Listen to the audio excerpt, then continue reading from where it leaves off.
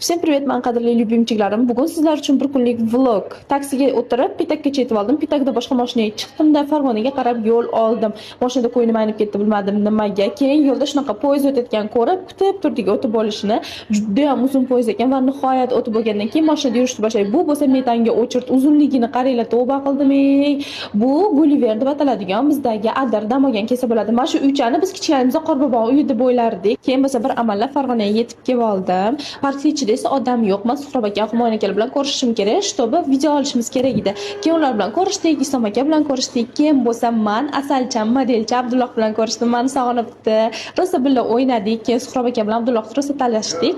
Abdulloh Suhrob akaga bormayman dedi. Nimaga? Chunki Suhrob akani hali tanimas edi. Gaplarim ham aylanib ketdi. Keyin korzinkada video oldik. Undan keyin bo'lsa Aziyani ikkinchi etajiga chiqib, bu yoqda yana video oldik. Men isib ketganman, iftor vaqti bo'lib qoldi. Ko'chada faqat biz yuribmiz, syomka qilib.